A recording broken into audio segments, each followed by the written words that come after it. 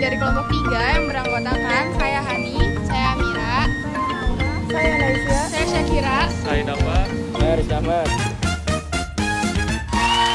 Di sini saya akan menjelaskan bentuk-bentuk kerjasama negara maju dan juga negara berkembang yang ada di dunia.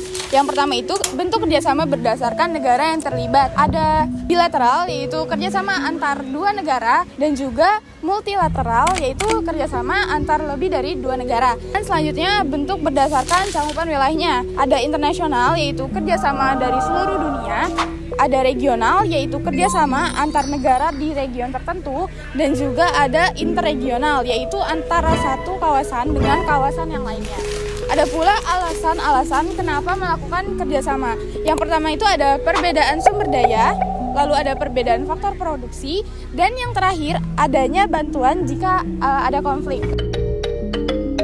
Yang pertama adalah akibat pendekatan wilayah. Yang pertama ada ASEAN atau Association of Southeast Asian Nations. Yang kedua ada EU atau European Union. Yang ketiga ada NAFTA atau North American Free Trade Area. Dan yang keempat ada Mercosur. Ada kesamaan budaya. Yang pertama ada OKI atau Organisasi Kerjasama Islam. Yang terakhir ada bertujuan bantu masalah ekonomi negara lain. Yang pertama ada CGI atau Consultative Group for Indonesia. Yang kedua ada OECD atau Organization for Economic Cooperation and Development. Dan yang ketiga ada APEC atau Asia Pacific Economic Cooperation. Itu saya akan menjelaskan dampak positif dan juga negatif bagi Indonesia.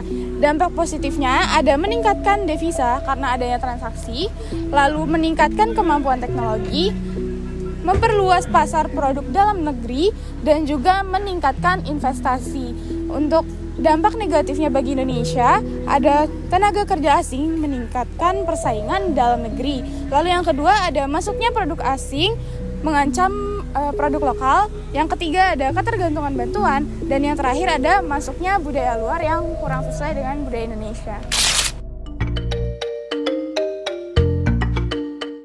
Pasar bebas adalah suatu sistem ekonomi di mana seluruh kegiatan perekonomian memberlakukan dengan bebas atau tanpa adanya intervensi atau campur tangan. Ciri-cirinya yang pertama, sumber, alat, dan barang modal bebas dimiliki, diatur, dan digunakan baik oleh individu, komunitas, atau organisasi tertentu. Ciri berikutnya, profit oriented atau semua kegiatan perdagangan berfokus pada mencari keuntungan. Kemudian ada fungsinya. Yang pertama, memberikan dan melatih masyarakat melakukan kebebasan dalam kegiatan ekonomi. Yang kedua, membuat para pemilik bisnis untuk termotivasi mengembangkan bisnis atau usaha mereka. Dampaknya, dampak positif, memperluas pasar atau jangkauan produk barang maupun jasa.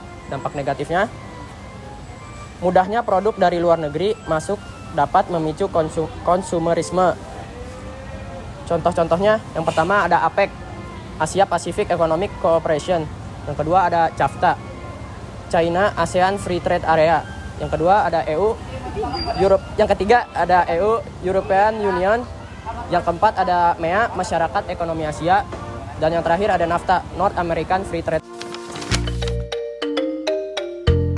Untuk menjadi negara maju, pemerintah menyusun strategi pembangunan nasional yang dimasukkan ke dalam rencana pembangunan jangka menengah nasional atau RPJMN, yaitu 1. Norma pembangunan. Norma pembangunan ini dibagi menjadi 3. Yang pertama, membangun untuk meningkatkan kualitas hidup manusia dan masyarakat. Yang kedua, setiap upaya meningkatkan kesejahteraan, kemakmuran, produktivitas tidak boleh menciptakan ketimpangan yang makin melebar yang dapat merusak keseimbangan pembangunan. Yang ketiga, aktivitas pembangunan tidak boleh merusak, menurunkan daya dukung lingkungan dan mengganggu keseimbangan ekosistem. Yang kedua itu ada 3 dimensi pembangunan. Nah, 3 dimensi pembangunan ini dibagi menjadi 3 juga. Yang pertama, dimensi pembangunan manusia dan masyarakat, di mana pembangunan dilakukan untuk meningkatkan kualitas manusia dan masyarakat melalui pendidikan dan kesehatan. Nah, yang kedua, dimensi pembangunan sektor keunggulan dengan prioritas kedaulatan pangan, kedaulatan energi, dan ketenaga listrikan. Nah, yang ketiga, dimensi pemerataan dan kewilayahan untuk memperkecil kesenjangan dengan prioritas wilayah pedesaan, wilayah pinggiran kota besar, wilayah luar Pulau Jawa, dan kawasan timur Indonesia. Lanjut nomor 3, kondisi sosial, politik, hukum, dan keamanan stabil dalam hal 1. Kepastian dan penegakan hukum. 2. Keamanan dan ketertiban. 3. Politik dan demokrasi. 4. Tata kelola dan reformasi birokrasi. Nomor 4. Quick win, yaitu hasil pembangunan yang dapat segera dilihat hasilnya. Pembangunan merupakan proses yang terus-menerus dan membutuhkan waktu yang lama. Selanjutnya ada bentuk regionalisasi kemasan dunia berdasarkan pusat pertumbuhan ekonomi. Regionalisasi adalah menitik beratkan pada proses otonomi, mengangkat interdependensi atau saling ketergantungan antara satu wilayah dengan wilayah lainnya di dunia.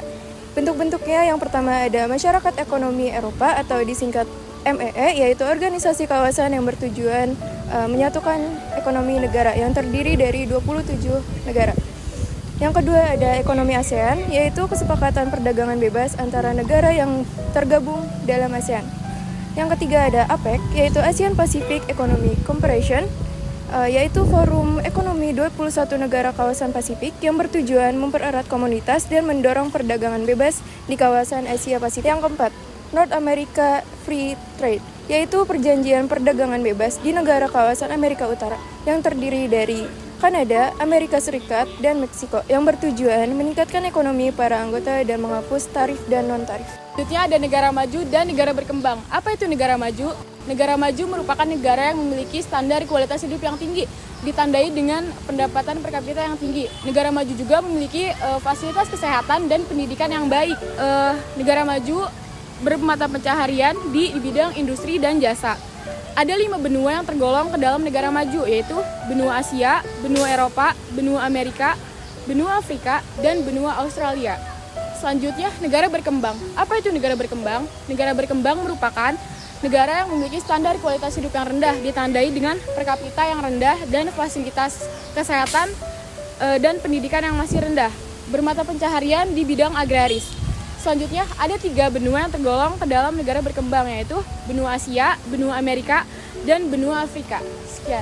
Sekian dari kami. Wassalamualaikum warahmatullahi wabarakatuh.